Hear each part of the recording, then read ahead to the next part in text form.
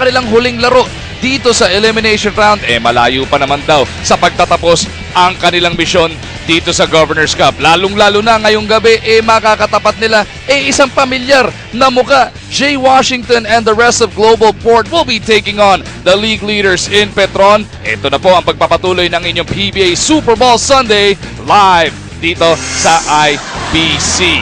Can anybody stop Petron? Yan po ang hahanapin natin ng sagot in the next 48 minutes of basketball. Mag-umarjan po kasama natin si Jason Webb.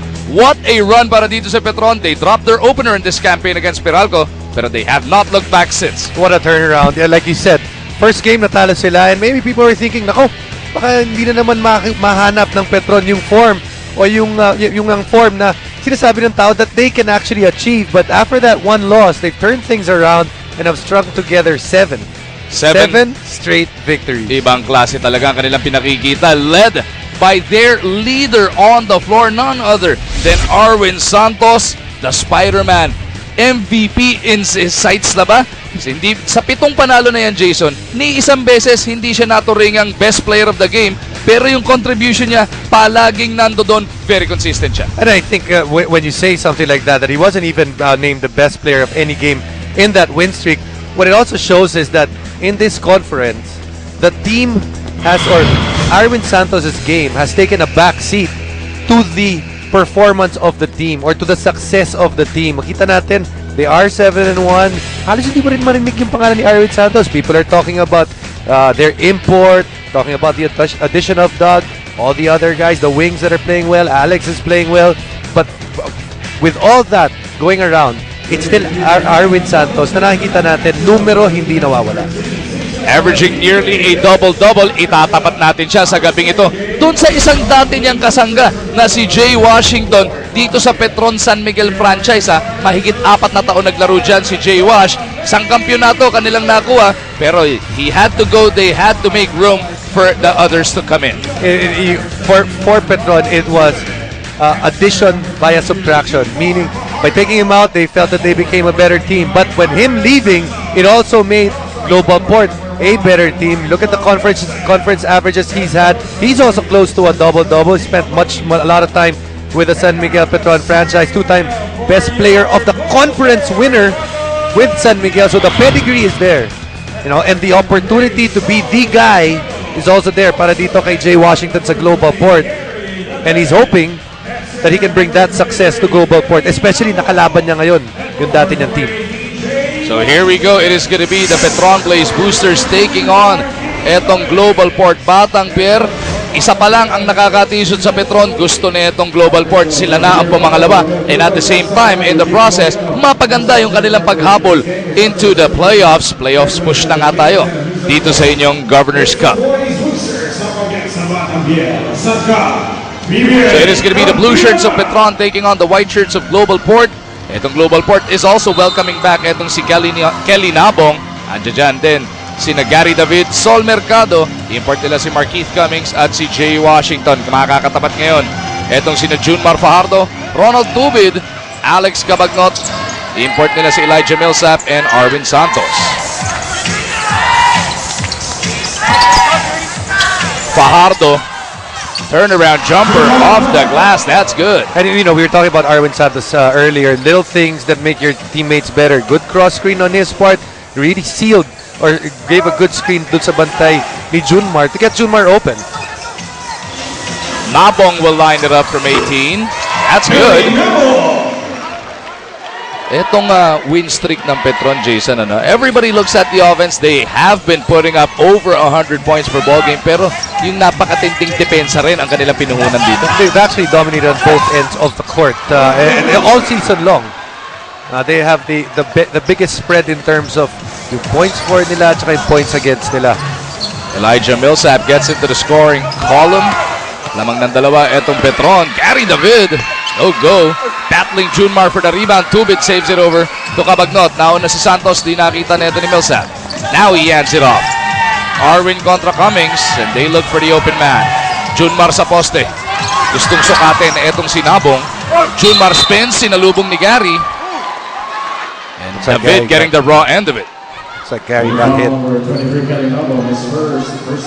Kalinabong whistled for that personal foul. Gary David shaken up here.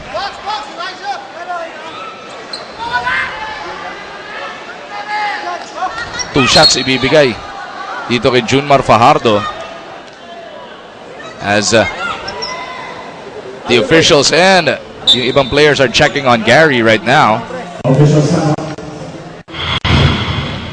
See on the turn because Gary's gonna double from the baseline. Ooh, face to face pala ang nangyari doon.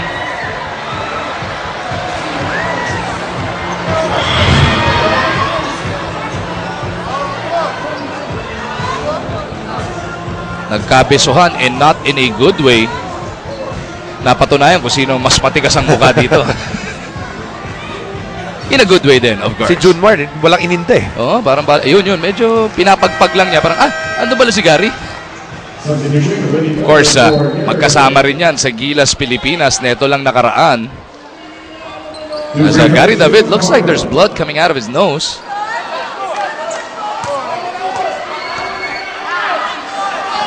We will have that checked a little later on. So hindi pa nagsisimula magtrabaho si Miss Erica Padilla. Meron na siyang kailangan checkin.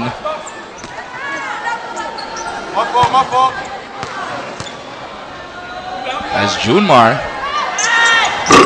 misses on both free throws.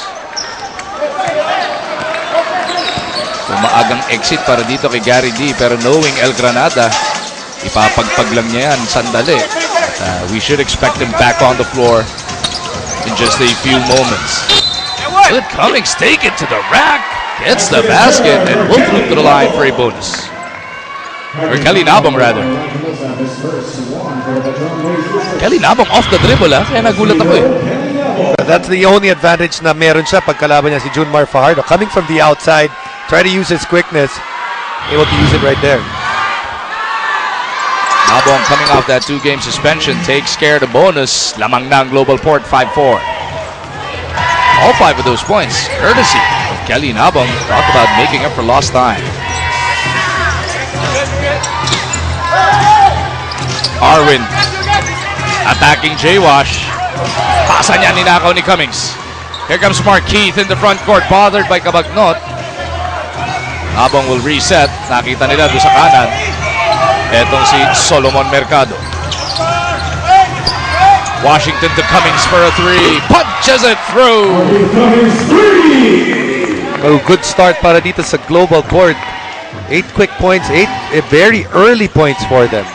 Cummings, who shoots 57% from deep, takes care of that.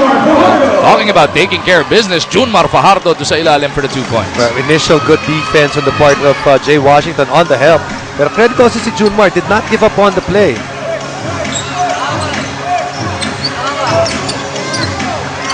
Nabong, nahanap ito si Mercado. 6 to work with para dito sa Batang Pierre. Catch and shoot off the turnaround. Washington misses. Tapigan ang bola na pulot ni Nabong. Miller lines it up and punches it through. Very early on, actually both teams shooting very well. Big difference is Global Port making some 3-pointers, also having 3-point plays. Willie Miller, a rare 3-pointer para sa kanya. Pero talk about rare. Look at that looper. Galing dito kay Cabagnot. We just talked about Petron Blaze not having a 3-pointer yet. Alex Cabagnot able to answer that. That brings Petron to within 2. Global Port on the attack. Willie Miller, who was shooting 17% from the 3-point line, gets it over to Nabong. 8 seconds to work with para sa Batang Pierre. Miller loses it to the sideline. Lagi pinag-uusapan Elijah Millsap, his offense. But the one thing that he also brings is that he plays with a lot of energy on the defensive end. He was actually the one that was able to just turn things around dun sa defensive play na yun. Si Millsap actually averages 3 steals per ball game and a whole lot more deflections. Misses from that baseline. Miller surveys the floor. Dumaan sa likod ni Nabong. Miller off the spin. They find Cummings. Couldn't pull the trigger. Drives closer. Pasa niya, natapik. Nabong will reset. Ito kay Washington.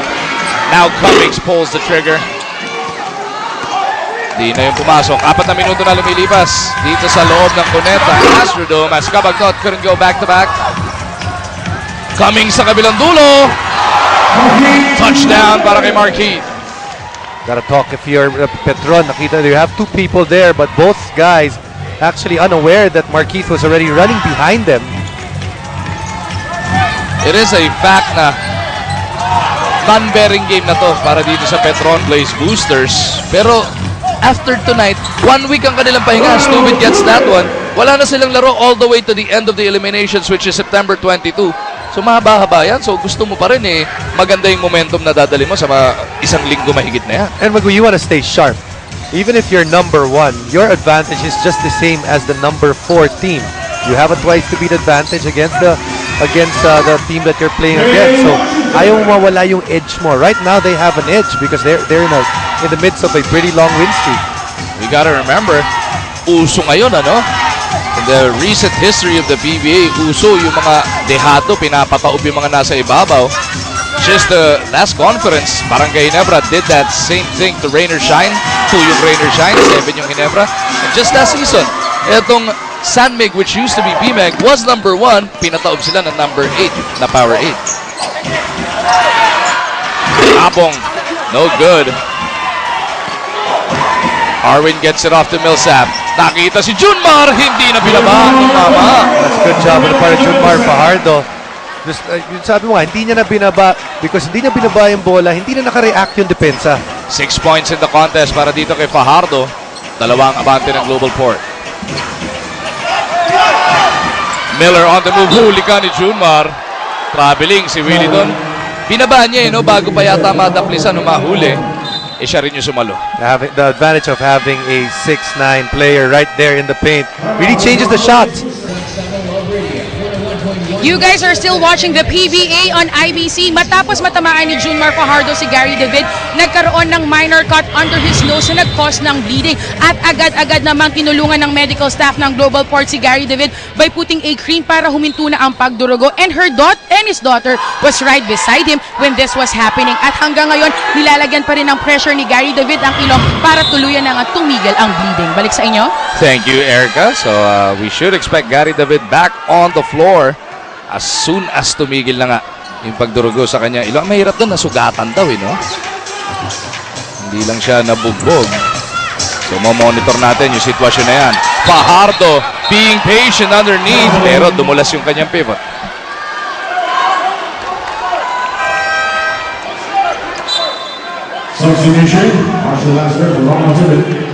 Marshall Lassiter checking into the game for the first time para dito kay Tubid. Third leading scorer ng Petron, ito si Lassiter, and he does usually come off that bench, has only started once here in the Governor's Cup. And also playing against his former team, former franchise that he played for. Miscue on the part of Global Port. Kabagnot looking to make them pay. Nagpasabit na lang doon. Etong si Alex. Sometimes, hindi mo nga nakuha yung basket, pero you get a bigger fish dahil import yung napuwersa mong mag-foul doon.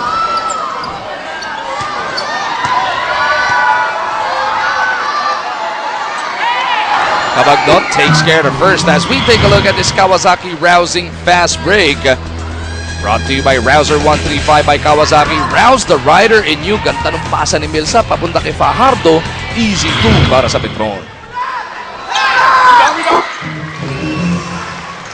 Kabagnot ties the game at 15. Lampas kalahati na ng quarter number 1.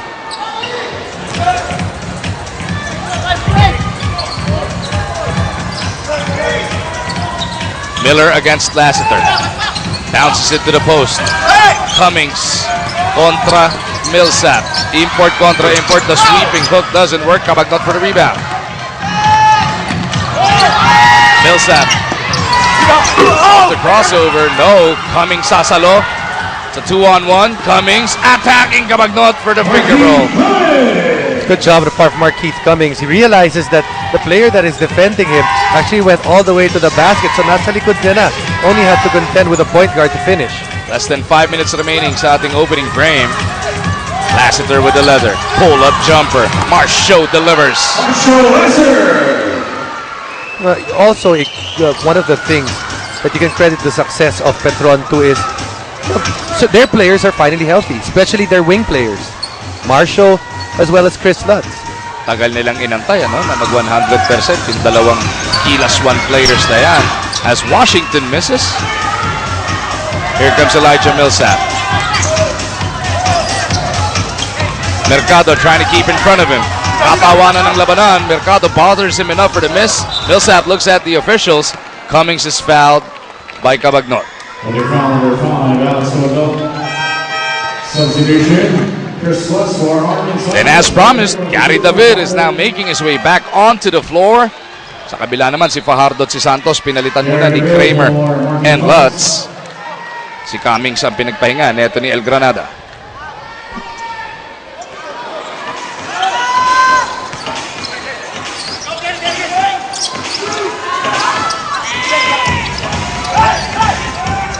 Mercado trying to decide what to do. They go underneath. Nabitin lang yung layup na yon. Pero sa rebound play, merong foul. Looks like it's against Lutz. Ooh, Elijah Millsap is whistled for his second personal. Big news para sa Petron. Aga yan to get his second personal. Just under 4 minutes. Pull-up jumper, David. Couldn't send it home. Kramer para sa rebound. Almost lost it. Lassiter picks it up. Cabagnot to Lutz. Baseline move. Puts it up. Sobra pero merong foul.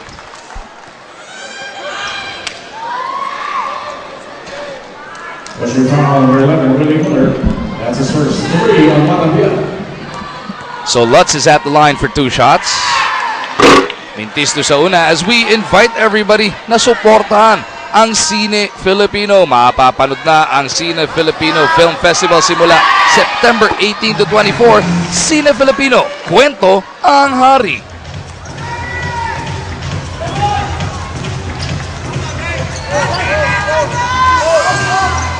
Pumasok ba sa Cine Filipino yung indie film ni Richard? Ano sa indie film? Anong title? Ewan ko. Matagal na nagbabalak yun di ba? September 18 to 24, ano? Sarap din namang suportahan yan. Less than 4 minutes or less than 3.5 at that. Remaining sa quarter number 1. Millsap to Kramer. One dribble pull-up. Lost that leather. David saves it over to Mercado. Batang Pierre looking to push it, pero this time around, ang bilis ng depensa ng Petron.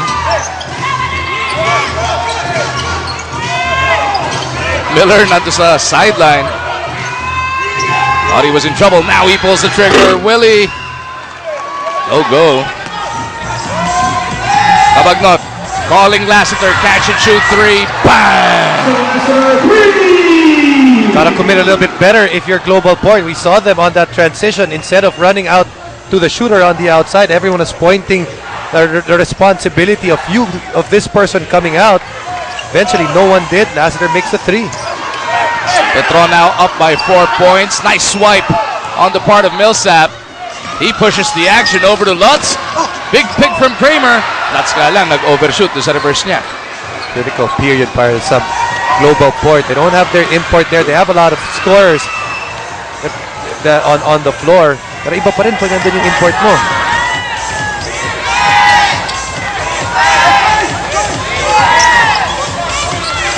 Cabagnot over to Millsap. He looks to settle things down. Atakin si J-Wash off the dribble. Natulungan ni Gary. Nice bounce underneath. Kramer delivers the 2 points. Global Port probably has their best local crew in terms of scoring on the floor. But the one thing though, they're not a great defensive. Patuloy ang bakbakan dito sa Pasay kung saan nagpapasalamat tayo sa ating radio partners 90.7 Love Radio, 101.1 Yes FM, 96.3 Easy Rock at ang ating mga kapatid over at DZSR 918 AM Sports Radio.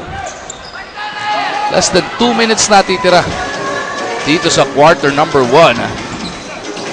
Itong Petron Blaze has now erected the largest lead of the contest. Cummings gustong hatiin yon. No go. Taha underneath. Ayaw pa rin sa putback. Kramer for the board. After a good start para dito sa Global Port, all of a sudden, they can't put points on the board. Where they had 8 in about less than, just over 2 minutes. Lutz sinanap si Lassiter. Deutschmann pinasok na rin ni Coach Gia Vanilla rito. Lassiter lights it up. palit ng tao ng Petron, the players that come in are as good as the ones that started. That's been the difference. Second three-pointer for the 39% shooter. 8 points in total para kay Marshall Lassiter as Mercado gets away from the net. Has to create for himself, has to create for his team. Notice na hindi sila makakuha ng puntos. He's a guard that is willing to pass the ball, and also he's a guard that can create for himself. First 2 points yan of the game para dito kay Sultry. Lassiter off a series of picks. Merong offensive foul dito kay Deutschman. Substitution from the Salvador pumasok nga para dito kay Washington. Si Mandani pinalitan na rin si Sol Mercado.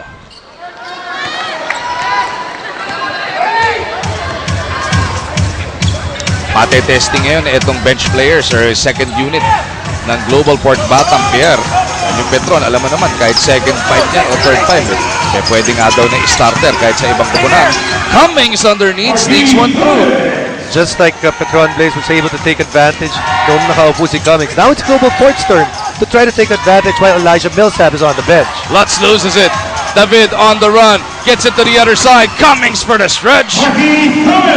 And Global Port is back to within 3 points. Game of runs so far. Started off well past the Global Port. Petron had the middle. Now Global Port trying to come back here in the close of the first quarter. Last shot time nga para dito sa Petron.